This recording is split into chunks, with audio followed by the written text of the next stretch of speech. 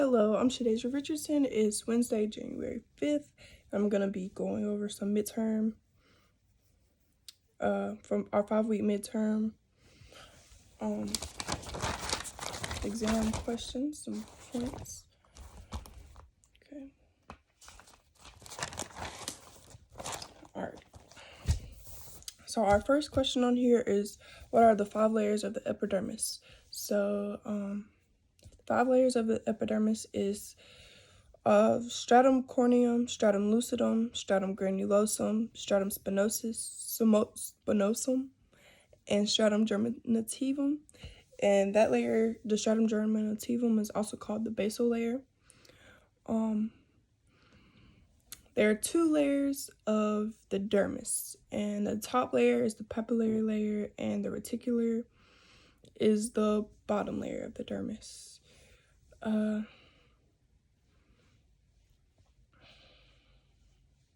Keratinocytes and melanocytes are the 2 cells in the basal layer. Keratinocytes are fetal skin cells within the basal layer ready to create mitosis, and melanocytes are pigment cells within the basal layer. So melanocytes are where we get our skin color, our eyes, our hair, skin, and eyes, yeah. Oh, and how I will remember the 5 layers of the skin on our exam is Courtney Love's Great Skin Girl. Corneum, lucidum, granulosum, spinosum, germinativum. I wrote them down like 100 times just to remember. All right, so the next question on here is, what is eczema? Eczema is a DNA disorder in which there is a malfunction of desmosomes between corneocytes, and desmosomes are a watery bridge-like substance between your cells, our cells. So with eczema, it's a malformation of the desmosomes. So between the corneocytes, which are the skin cells, so that's probably dry, really dry skin instead of being watery and bridge-like. What is psoriasis is also a DNA disorder, and it's overshedding of keratinocytes in the basal layer. How do AHAs work within the epidermis is the next question.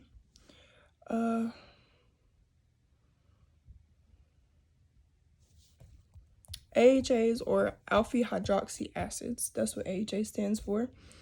They work from the bottom up, meaning they work from your basal layer or your germinativum layer up to the top skin layers.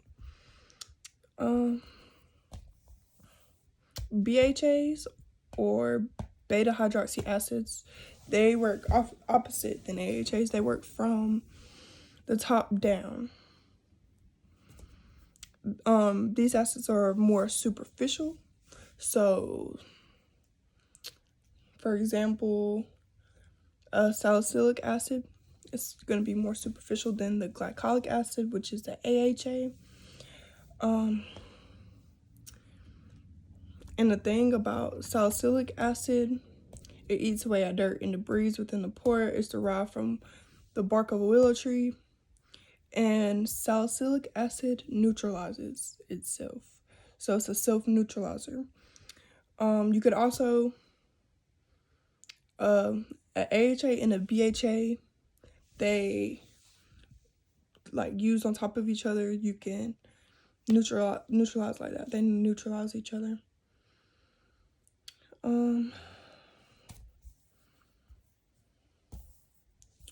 Okay, so the next question here is, what are the 4 grades of acne and their descriptions? So grade 1 acne is open comedones, which are blackheads. Grade 2 acne is open and closed comedones, so whiteheads and blackheads. Blackheads are called open comedones because they've been oxidized. The air has hit them. And grade 3 acne is all of the above, plus some redness and inflammation.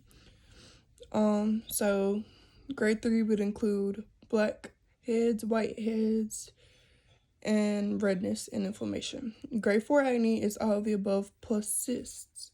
So it would include whiteheads, blackheads, irritation, redness, and cysts. So glycolic acid. Let's talk about glycolic acid. So glycolic acid, it's a AHA. It produces new cells through mitosis. It has a molecular weight of 76 and is derived from sugarcane. So any glycolic acid pill would need to be neutralized because glycolic acid is it's a very strong, it works, it's not superficial, it works deep into your skin. You can't use glycolic acid and, sorry my dog, you can't use glycolic acid with a microderm. You cannot do microdermabrasion because glycolic has the lowest molecular weight, meaning it's going to travel to the basal layer and overprocess the skin immediately after an aggressive exfoliation such as a microdermabrasion, because with this glycolic acid you're already exfoliating the skin, and microdermabrasion would just be too much exfoliation on the skin because you're already taking off that top layer of that dead skin once you do the glycolic acid pill. So you would be over processing with a microdermabrasion, and you would probably end up with streak marks and scabs and scratches where the microdermabrasion wand dragged around the face or your neck, or you want to do the glycolic pill and the microdermabrasion at least 1 week apart from each other. So let's talk about the purpose of a double cleanse. So we always do a double cleanse in our facials. The purpose of a double cleanse is to first remove any makeup, dirt, and debris, and the second is to actually cleanse your skin. So a contraindication means to not perform the service or be careful of performing the service. So for example, if you have cystic acne, you couldn't do microdermabrasion because it would just spread the acne, it would just spread around your face. But also if you just have like acne in like one spot, like if you have like acne under, like right here on your chin line or something, you could do the microderm everywhere else. You just couldn't do it on your chin. So that's another good example for a contraindication. You don't necessarily have to stop the service. Well, you don't necessarily have to not do the service. You just have to be careful of performing the service. A client must wait a year for treatment after being on Accutane, because Accutane is very, very strong. You have to get that prescribed to you. Accutane basically sucks all the oils out of your body. Wouldn't recommend it. Hyaluronic acid. So hyaluronic acid holds 1,000 times its weight in water. Let's see what else I have. It's a water bonder and a skin plumper.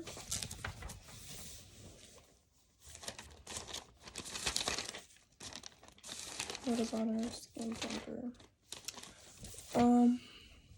It retains water to keep your tissues well lubricated and moist. It has anti-aging properties. It heals injuries, prevents breakouts. All in all, hyaluronic acid is good to use on your skin, I would say. What are the effects of retinol on the skin?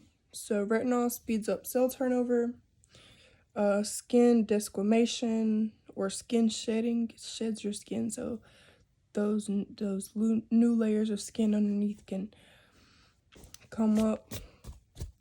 Those new healthy layers. Explain skin rejuvenation facial step by step.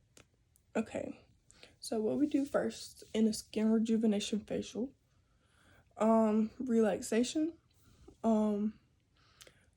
That's the first step. You really want to make your client comfortable being in your chair.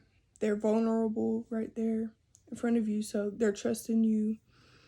You have to establish that trust between the client, make them relaxed, and make sure they enjoy their time that they spend with you. The second step is double cleanse. So we talked about double cleanse, wants to remove the makeup, dirt, and debris, and wants to cleanse the skin. Next is, it says physical exfoliant within the double cleanse. Some people, they can't have a physical exfoliant because of their skin type, so not really a physical exfoliant. Maybe you did a peel, that's an exfoliant. It doesn't have to be in the double cleanse. Next step is a 5 to 7 minute neck, chest, and shoulder massage. And next is extractions if needed, or a facial massage, because if you do extractions afterwards, you would not do a facial massage because you wouldn't want to spread all the pustules or whatever. After extracting the pustules, you would not want to spread the bacteria around your face with the massage. So that's extractions or facial massage. Next is the facial mask. And while the mask is on your face, you leave the mask on, you don't put a hot towel on. You do a 10-minute arm and hand massage while the mask is on. You can remove the mask with a hot towel. Then you apply serum and sunscreen, depending on the skin type, with sunscreen. Next question is, what are 3 types of disinfectants? Okay, so quaternary ammonia compound, that's quartz. Sodium hypochlorite is household bleach, and it's about 5.25%. And phenolics, which is a carcinogen, and it's very harmful. We will not be using phenolics as an esthetician.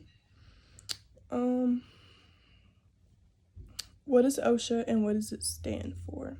So OSHA is Occupational Safety and Health Administration.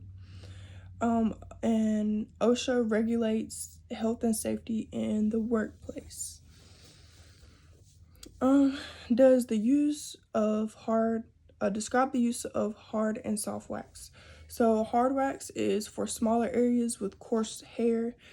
Hard wax is good for on your face, like your eyebrows or something like that. Or soft wax is used for larger areas with fine to medium hair.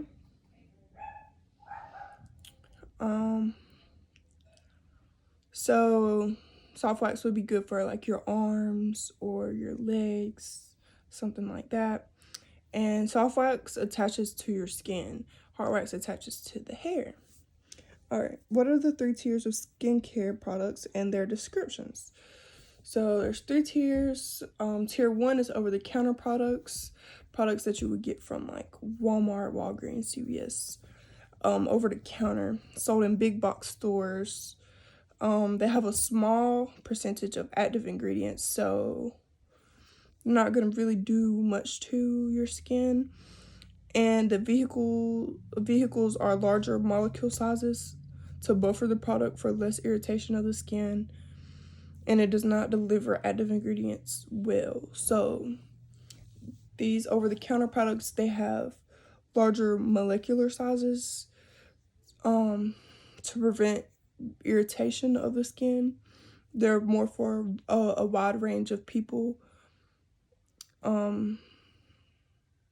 while prescription level would be like for specific type of skin. These are just the ones sold in the stores are just,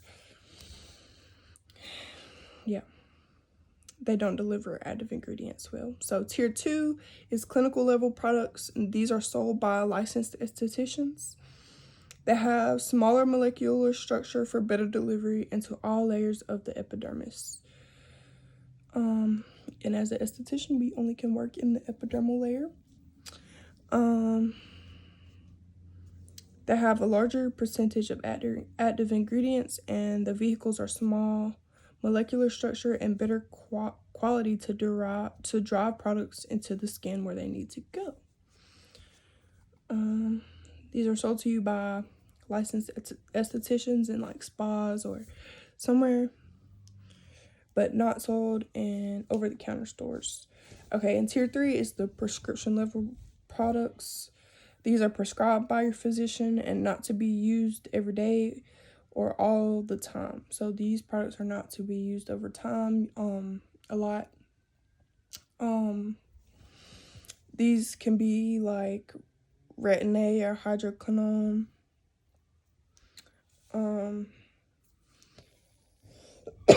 Excuse me. I heard Miss Jody say these can be called cosmeceuticals. Yep. Okay. So there are 3 steps of cleaning. The first step is decontamination. Decontamination is washing with antibacterial soap and water to remove any bioburden. Bioburden is like dirt, debris, or dead skin, or anything like that you would have on your utensils. Disinfection is the next step. The removal of most but not all microbial life. So an example, well, how you would do this is submerging your implements in a wet sanitizer for 10 to 20 minutes but about 10 minutes to get rid of all, but not all, but most microbial life. And if the implements won't fit in a wet sanitizer, you could spray them down and let them sit for the same amount of time, 10 minutes, with a EPA registered disinfectant, like Quartz. Okay. And the last step is sterilization, the removal of all microbial life, including of spores.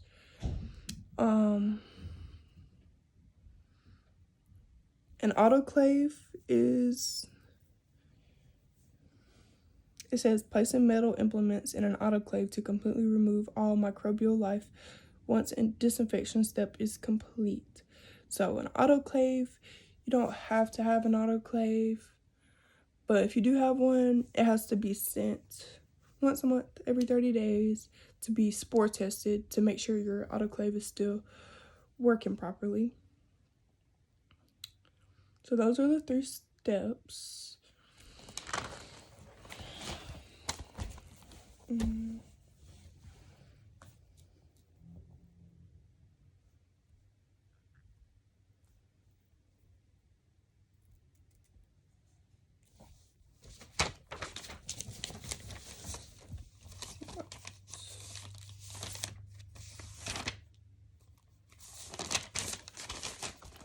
Okay, I'm going to talk about some BHAs and AHAs.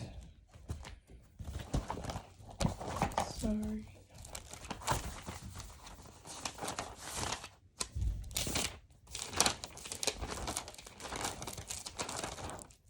So some AHAs, some alpha hydroxy acids, glycolic acid, lactic acid, malic acid, tartaric acid, kojic acid. Those are some of those.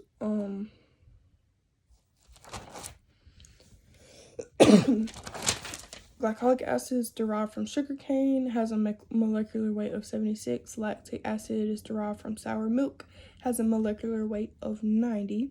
Malic acid, it has a weight of 134 and speeds up cell turnover. Tartaric acid, molecular weight of 150, is derived from grapes. Kojic acid has a molecular weight of 142 and is for brightening. A BHA, salicylic acid, has a molecular weight of 138, and we already talked about that. It tightens your pores, pulls the red out of rosacea-prone skin conditions, and it's isolated from the bark of a willow tree. Okay, bye.